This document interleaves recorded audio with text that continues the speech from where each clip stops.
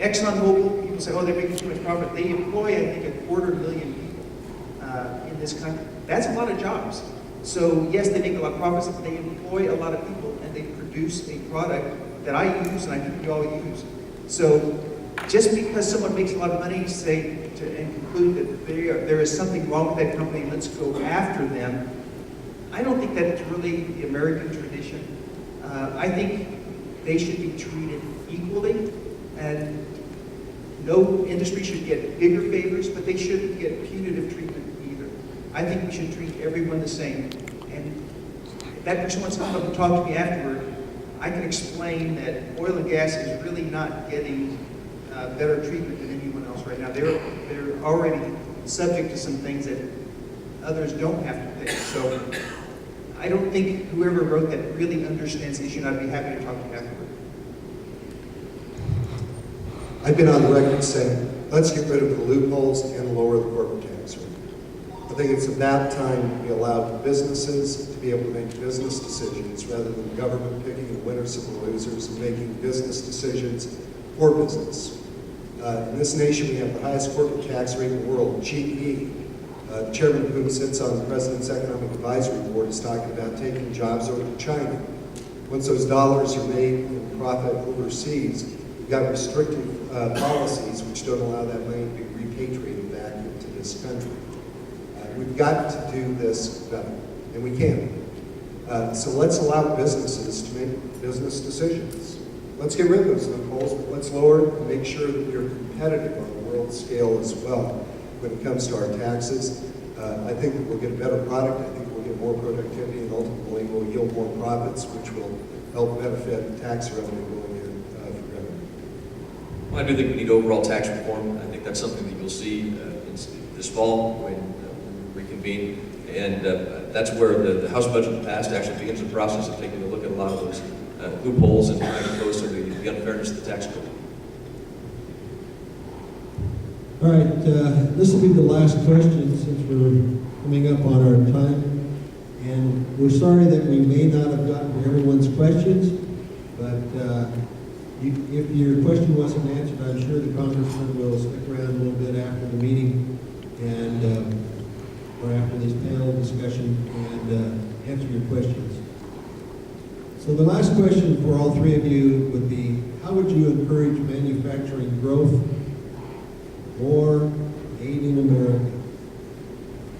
That's a great question, and that's why I've introduced the Small Business Savings Account in order to encourage businesses to develop here, to bring more manufacturing opportunities here. That's why I want to make sure that the business environment in this country is fair, that we, instead of having the highest corporate tax rate in the world, that people want to do business here because they know they can manufacture here, they can make it here, and not be at a disadvantage when their competitors go overseas. You know, I had a phone call from a business CEO in Denver, and he said his #1 competitor just left the country and went to Ireland to take advantage of their lower tax rates. And his question was, all right, do I stay here and just continue to lose to that business because they have a competitive advantage? Or do I move overseas as well to try to compete? That's not the question we should be forcing the businesses in this country to answer. We ought to be making sure that the environment in this country remains strong. Whether it's a regulatory environment that is reeled back in, whether it's a tax environment that is fair to competition around the country, around the world. Those are the questions and those are the solutions that we need to bring manufacturing into this country. I continue to work on a policy called American Energy Zones, where we can bring energy production and development into qualified areas to help jumpstart energy security and energy development opportunities. How can we take advantage of free trade agreements that are pending right now in Congress that need to get started? If we increase trade just by 1% in this country, it would create 250,000 jobs. 83% of the wheat crop in the 4th Congressional District is exported. That's how we bring American jobs here, by making America competitive.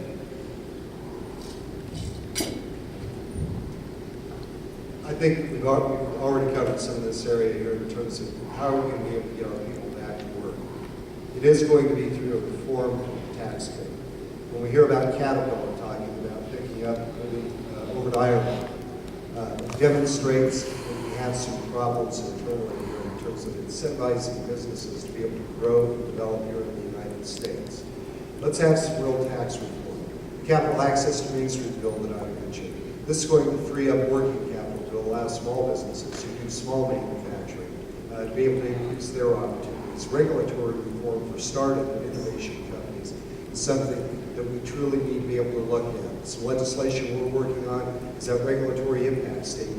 Get some responsibility back in the hands of Congress in terms of over-regulation that is stifling economic growth, economic development, and economic opportunity for this country. These are solutions that will help create jobs here, and get Americans back to work and help build some of our manufacturing base once again. There have been some great comments already. I would like to see a whole atmosphere change in Washington to be more conducive to creating jobs and manufacturing here in this country. We have, unfortunately, a climate right now that's sometimes hostile to business. Boeing has been told you can't build a plant in South Carolina because we don't like some labor decisions that you did in Washington. So, and they've already invested, what, hundreds of millions of dollars getting ready for that, and now they're being told they can't build in South Carolina. That's not conducive to American manufacturing. Those jobs are going to end up overseas if that's not reversed. And I think we've all signed on to legislation to reverse that. There are some free trade agreements that are sitting on the president's desk he has not sent to Congress. You know, free trade allows more manufacturing to go back and forth. We do what we specialize in and vice versa. So there's just there's a atmosphere that needs to change, and there's a lot of uncertainty in Washington that needs to change. It's been touched on earlier. Tax treatment needs to be better.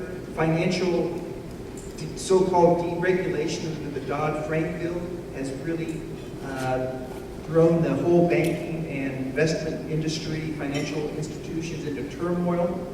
They don't know what the rules are going to be, and in many cases a year from now. Healthcare is really up in the air. I voted against Obamacare, and that has created such uncertainty for business to know what healthcare costs are going to be in the future. How are the courts going to treat that? We have conflicting courts of appeal decisions now. That's a huge elephant in the room that no one knows what's going to happen there. And energy policy, we talked a lot about that. We're not using domestic energy very well, and prices are higher than they need to be. So we have a whole atmosphere in Washington of uncertainty that's really not good for business, and sometimes we have flat-out decisions made that are against business. So that's what's got to change. I don't think there's one silver bullet. We have to change that whole atmosphere.